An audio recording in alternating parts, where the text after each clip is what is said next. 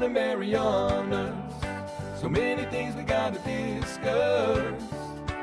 Happy day, Tiro, Army, and greetings to Rhoda, Guam, Saipan, and Tinian.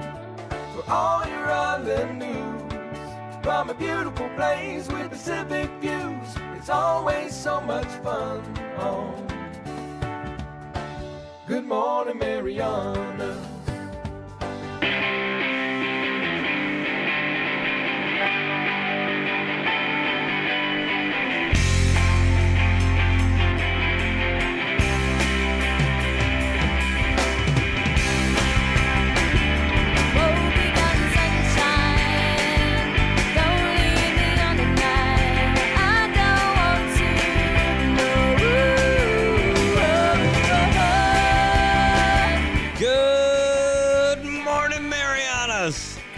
Welcome.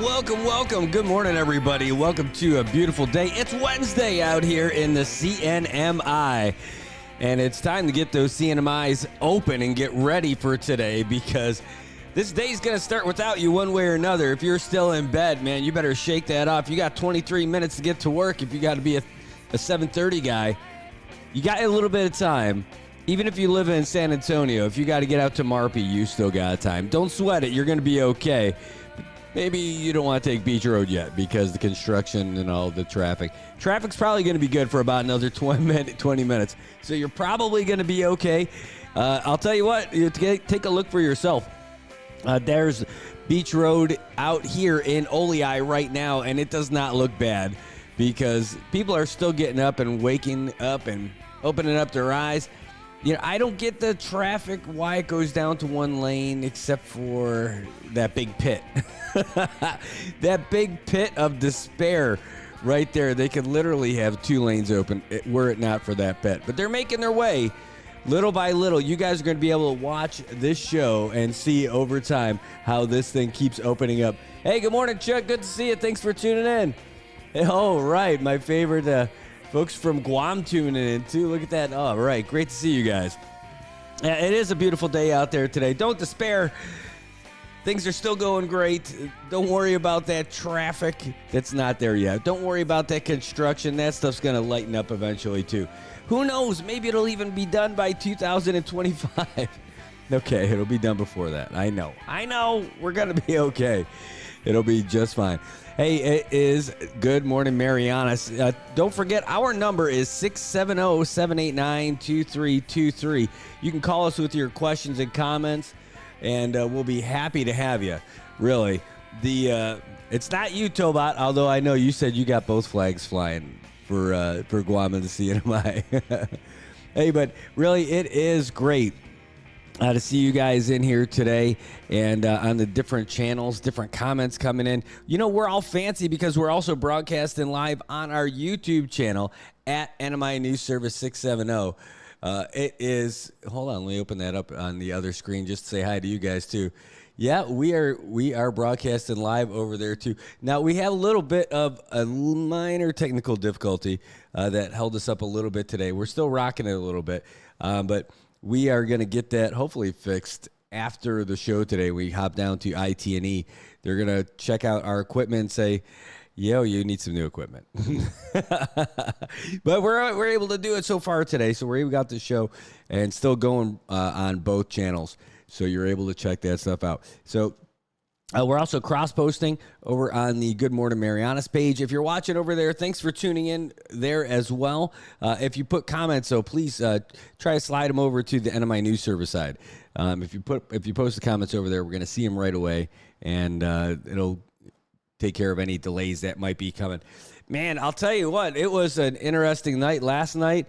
We had some big talks over there at the Saipan Chamber of Commerce. Speaking of that, the general membership meeting for the Saipan Chamber of Commerce is going to be over at Queens Hall at Kensington in June. And the big keynote speaker is going to be the acting executive director of the Commonwealth Election Commission.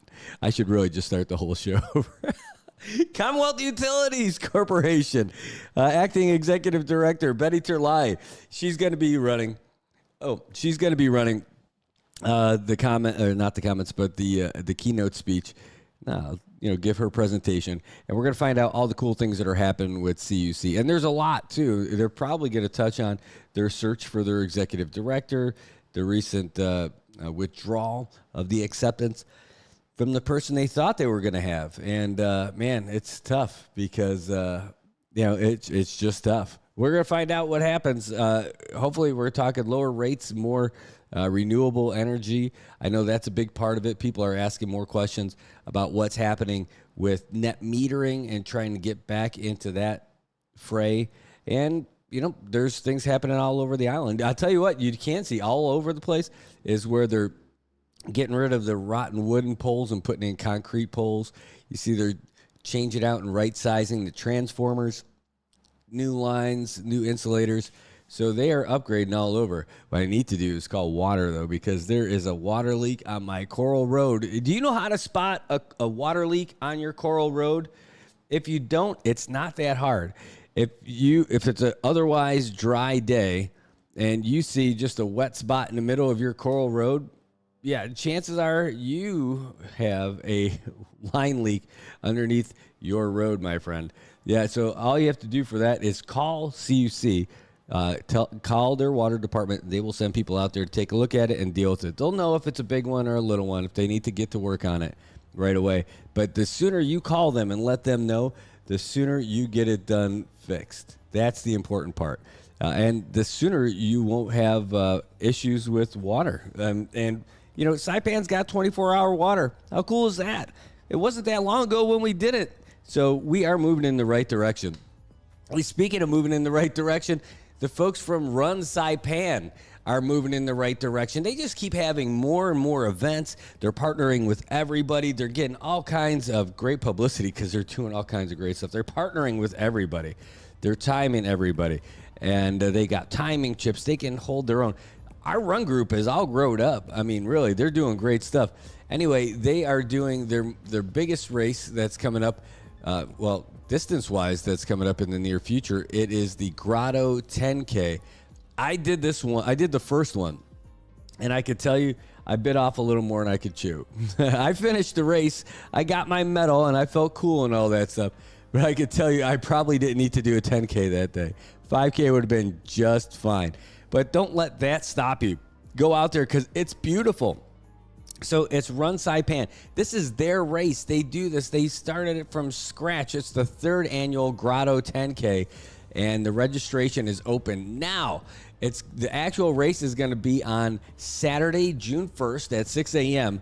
It's going to be a 5 o'clock show with a 6 o'clock go. The race brief is going to be at 5:50, and then they're going to send people running. It's beautiful. You start at the Grotto, and then you run up the hill, and then you turn left. When you don't run up the hill like to that big intersection. No. You run up the hill like when you get to that Saipan sign that NBA put out there. You turn left, and you head toward Bird Island. You pass Bird Island, and then you go just past Calavera Cave. Turn around, run back.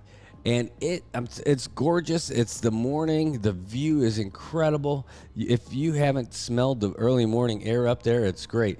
Even better if you get out there before the cows, because the cows are definitely up there, and they're leaving little gifts for you all over the road. You'll be able to smell it. Hey, speaking of cows, maybe we could talk about Tinian. In fact, I think that's going to be the topic of our longer discussion later today. I don't want to get too heavy into it today, but in this early segment. But the Tinian delegation, they had a big public hearing in Tinian, and man, we got to talk about it because it's definitely problematic. But it's interesting. All I know is that they want to get stuff done, and kudos to them for actually pushing ahead with things and trying to get things done. I mean, that's what you want from your legislators. That's what you want from your elected leaders. You want to get some action on things. All right, well, first, let's get you started here. We're going to turn you on over to the Associated Press because I want to get you all the headlines from the United States and around the world with AP Headline News. AP News. I'm Ed Donahue. The defense is rested in New York in former President Donald Trump's hush money trial. The prosecution rested a few days ago. Closing arguments are ahead. The jury could start deliberating a week from today. Outside court, Donald Trump said, A great case was put on. There is no crime. In fact, I just got almost every review that's been done of the case so far. And as they say, there is no crime. This should have never been brought. It should be dismissed before you even have a verdict. Former New York Mayor Rudy Giuliani pleaded not guilty to 9 felony charges from his role in the effort to overturn Donald Trump's 2020 election loss in Arizona. Authorities have launched an investigation into the death of Matthew Perry. Here's the AP's Margie Zaraletta. Los Angeles Police Captain Scott Williams says police are assisting the Drug Enforcement Agency as they look into why Matthew Perry had so much ketamine in his system when he died in October. Perry's autopsy revealed the amount of ketamine in his blood was in the range used for general anesthesia during surgery.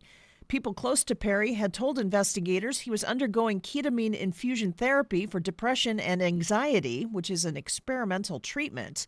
The medical examiner said Perry's last treatment had been a week and a half earlier, and the drug usually is metabolized within hours. I'm Archie Zaraletta. The UN Food Agency is warning the new USC route to deliver aid to civilians in Gaza may fail unless conditions improve. Pentagon spokesman Major General Pat Ryder says it's too early to tell. We've been very clear from the beginning that we're going to take a crawl, walk, run approach to make sure that we are implementing this system in a way where we're working out the processes, the procedures, and including taking into account the security conditions. The UN says Israel needs to start providing the conditions humanitarian groups need to operate safely.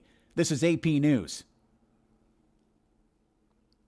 Singapore Airlines says a passenger died on a flight that encountered severe turbulence. The airline announced on its Facebook page that Singapore Airlines flight SQ321 from Heathrow was diverted to Bangkok. It said the aircraft was a Boeing 777-300ER with a total of 211 passengers and 18 crew on board. Local emergency crews were on site to transfer injured people off the runway for treatment. Videos posted online showed a line of ambulances streaming to the scene at the airport. I'm Karen Chamas. Police in Britain say a man charged with assisting Hong Kong authorities with gathering intelligence in the United Kingdom has died in unexplained circumstances. Matthew Trickett was found dead in a park near London. British media reports say Trickett was formerly a Royal Marine who had worked for the UK Border Force. Chinese authorities say the charges against Trickett are groundless. I'm Ed Donahue, AP News.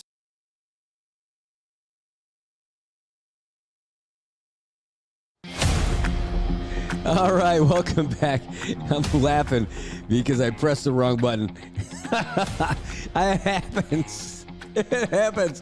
I'm like, hey, how come there's nothing else? Oh, yeah, you pressed the wrong button, dude. It's all right. Hey, good morning. There's sports happening all around us right now. I don't know if you're paying attention, but last night was a big game, especially in the Saipan Baseball League.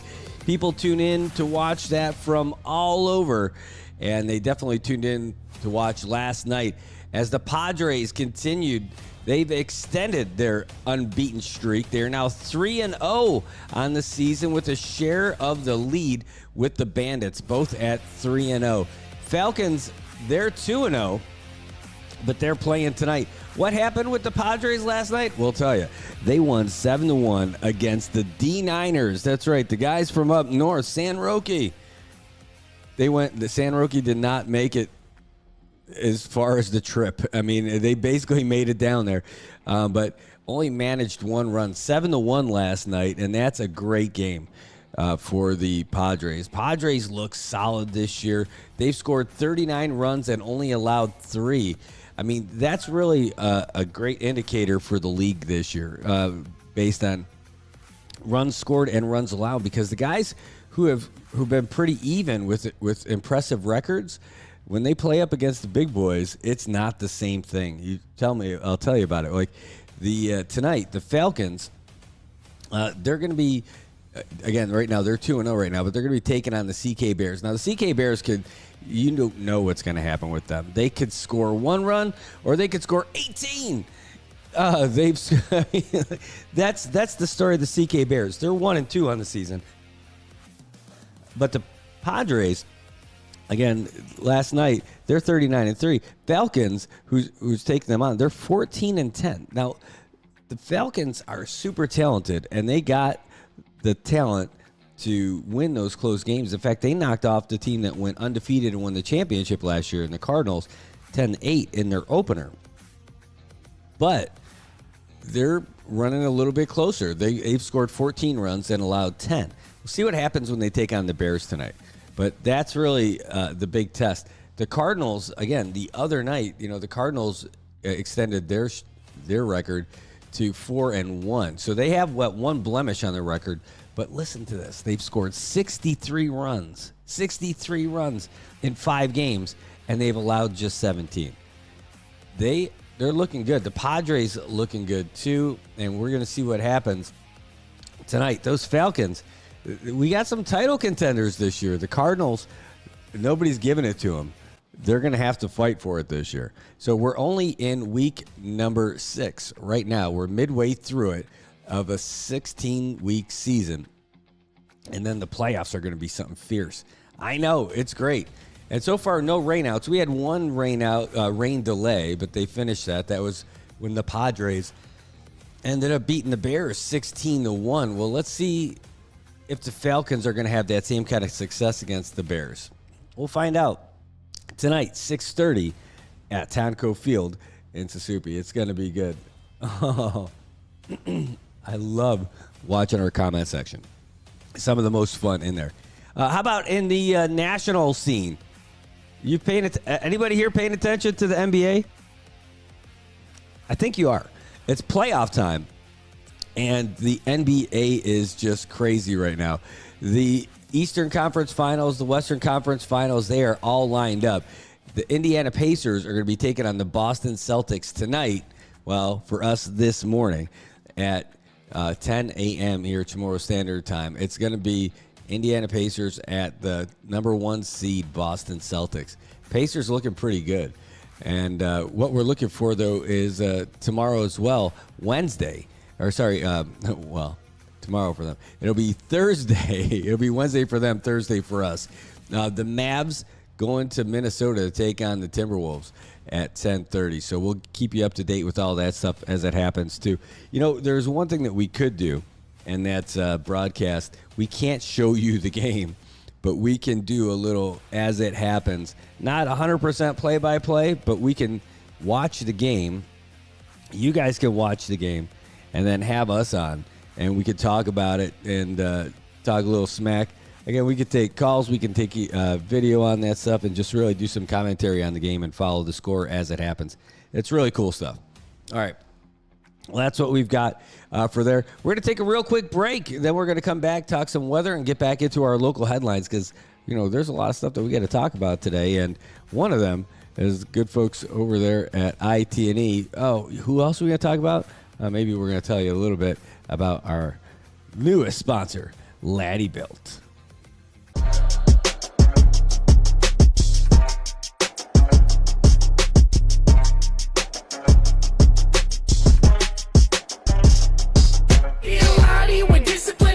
Is built. We lead by example, persistence to build. Be the inspiration, they witness approve. We do what we do by the rules in the book. Be a laddie where discipline and vision is built. We lead by example, persistence to build. Be the inspiration, they witness approve. We do what we do by the rules in the book.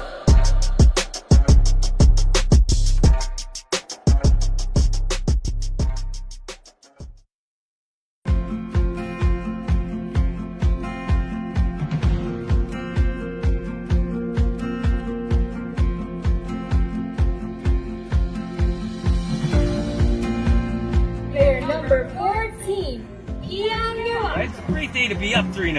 I'll tell you that. It probably is not great to be down. I'm Brad Rosala, and I'm the owner for Commonwealth Communications. And I am Jojo Alipuzu. I am the owner of Island Image and Motion.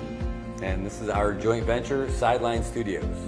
This whole concept that we have of doing all these live stream productions and covering news and doing live shows and everything, it wouldn't happen if we didn't have a great partner like IT&E, someone who can handle the bandwidth and provide it and then get us what we need when we need it and then be a real partner for us for all the events, whether we're doing live sporting events, broadcasts. All of these things happen because of our partnership with IT&E. With IT&E providing us with the fiber and point-to-point and even the MBRs is just a great piece of equipment to use when we're broadcasting our sports, our events, our performances, especially our cultural performances. And it's just great to share our culture here in the Marianas with the world. And ITNE has been there from the get-go. The thing I like best about working with ITNE is how willing they are to come out and find a solution. Even for Liberation Day, we thought we had a pretty good solution for our live stream setup, and it turns out that we did not have the right setup that we thought we needed. That day,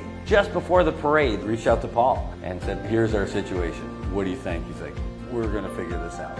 While he's sitting there barbecuing, getting ready for the parade to start, he starts burning up the phone lines, calling everybody in ITNE, what can we do, what's the right solution? They left their families to do this stuff and get us the equipment that we needed to broadcast live. That's over and above. That's on a holiday. That's when he was out there spending time with his family. That's why ITNE is just the best, just really in touch with the people and the community. I recommend ITNE to everybody. Tell them the options are there, and you can choose whoever you want and then figure out what you think is the best.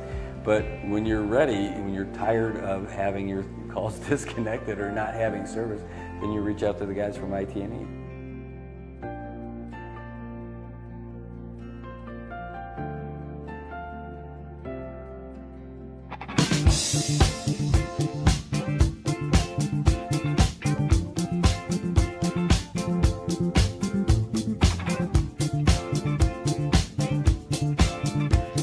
Good morning, Marianas, and welcome back. Sometimes it's just ridiculousness that gets us through the day. I don't think there's anything wrong with that. Not at all. Hey, good morning. It is a beautiful day out here in Saipan today. It is Wednesday. It's 84 degrees outside, and it's not bad at all. It's going to be like this for a while, too. It's going to be a high near 88 degrees today. We're looking at winds out of the east at 15 to 18 miles per hour. Gusts as high as 25 miles per hour. Break out your sailboats. Go down the PIC, get a Hobie Cat. Have one of the clubmates take you on a ride throughout the lagoon. You'll have a great time, I'm sure. So be careful about that. Tonight it's going to cool down to about 78 degrees. Winds out of the east, 13 to 17 miles per hour. Still going to be a little gusty up to 22 miles per hour. And you got to be careful. There is, all the way through this afternoon, or actually it got extended until 6 p.m. tonight, a rip current statement for all east-facing reefs in the Marianas. It was through this afternoon. Now it's through 6 p.m. So rip currents can sweep even the best of swimmers away from shore into deeper water. And you know what happens? You're not going to fight that current. So don't try to fight it. It's going to pull you out, and that's fine. Don't fight the current. You can't beat it. Swim outside of it, though. Like, it's going to pull you out to sea. Swim parallel to the shore, right? And then stay out of that rip area. You'll know where it is. You'll know when it stops. You'll be able to see it. And then also, what do? Well, first, catch your breath. Don't panic. Take a look around. Start waving your arms and yelling, see if someone can help you out. If there's nobody there, you can't see anybody, just continue to make your way into shore. Not through the way you got sucked out. It's not going to work. Again, you're going to have to go to a spot that's not quite as rough. And you might get scraped up a bit coming in. You could avoid a lot of that stuff by swimming near a lifeguard. And on the east side, you're not going to find any. So it's going to be tough. Again, follow the direction of the shoreline. If you can't escape, face the shore and call or wave for help. That's the deal. So it's happening. It's been like that all week so far.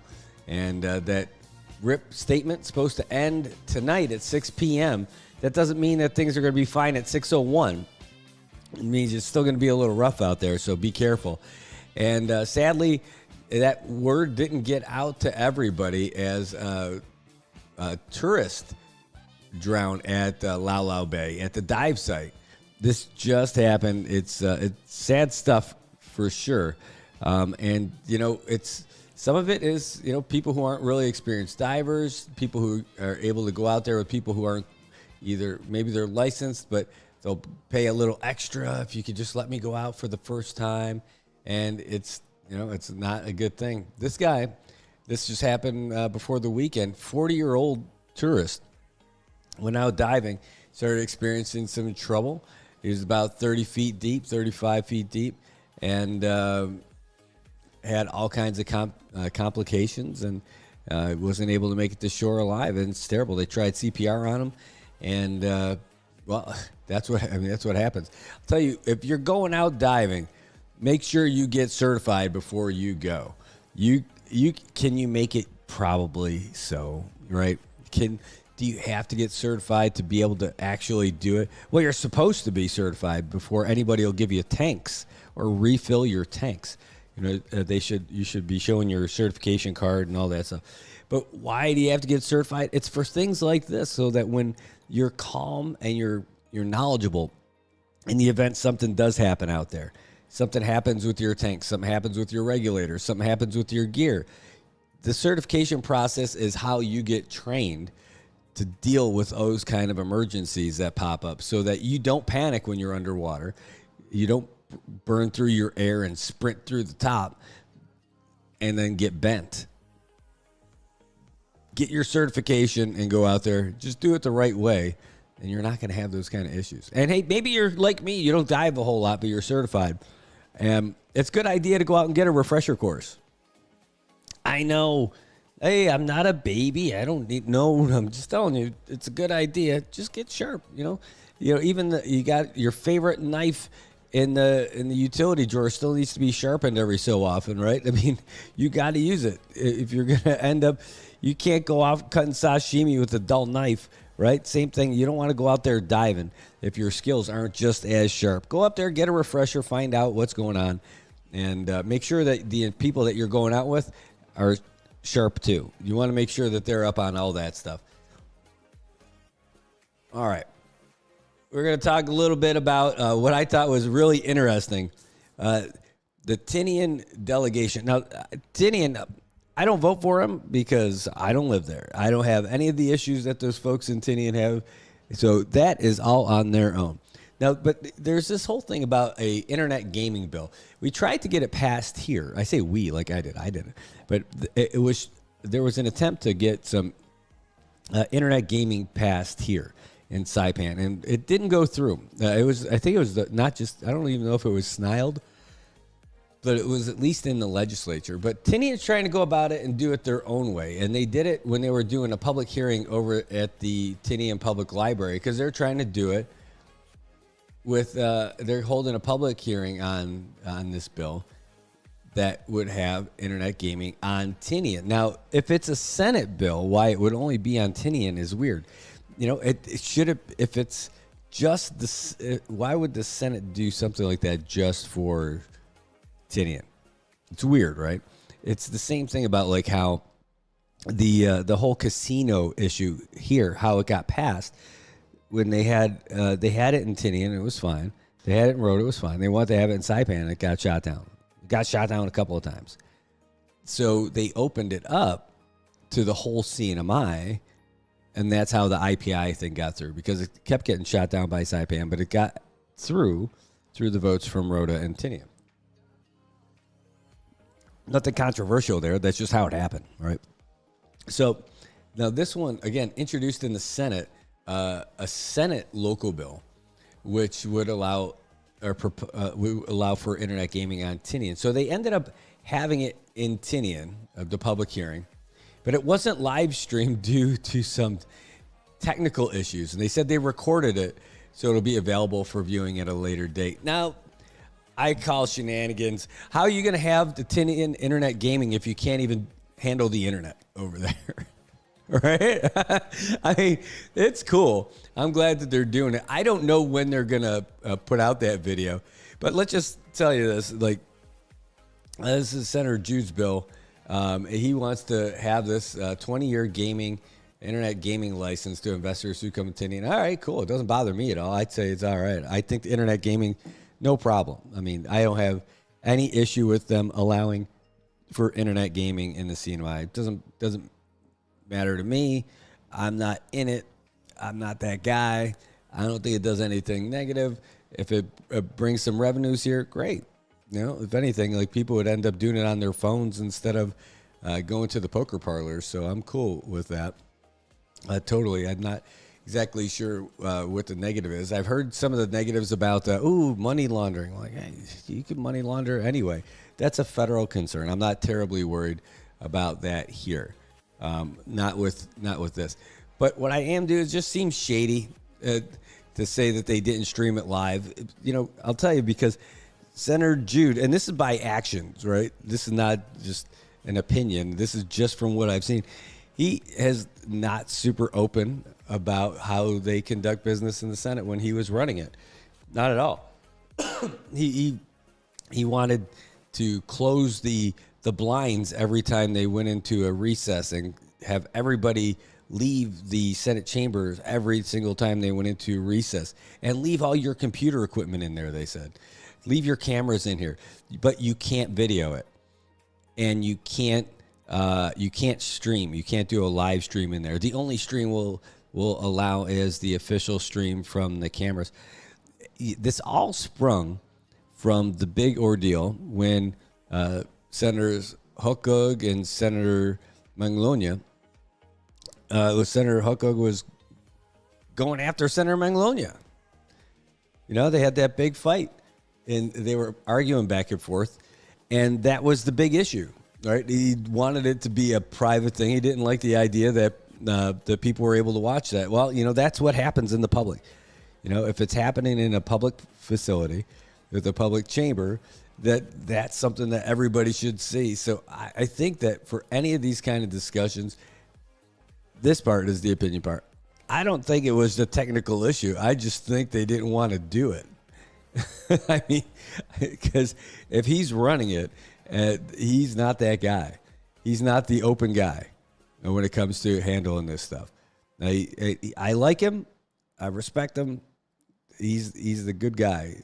But when it comes to handling the business of the Senate for stuff like that, I just don't think he cares too much about what everybody gets to see. They just want to get it done.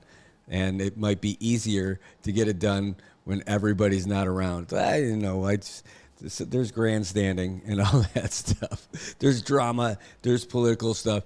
Anyway, having internet gaming, but they were able to shoot video of it, but they weren't able to broadcast it. So you're going to have internet gaming when you have issues with the internet, which I just think is hilarious.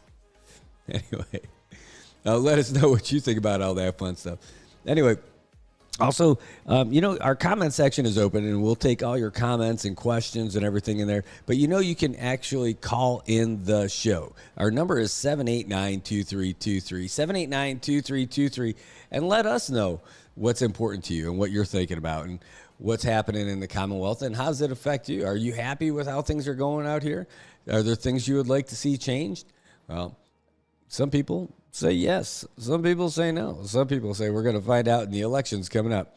All right, we're going to get you the latest in sports. We got at the bottom of the hour, but it was so close to when we came out of commercial, I just waited. This is the Associated Press. This is their sports update. It's a new feature that we've got for you. So here it is from AP Sports. AP Sports, I'm Chuck Freeman. It's been often said there's nothing like a Game 7 in the Stanley Cup playoffs. It happened last night between Edmonton and Vancouver. Tom Merriam reports. Connor McDavid's quest for his first Stanley Cup will continue as his Edmonton Oilers advance to the Western Conference Final with a 3-2 Game 7 victory in Vancouver.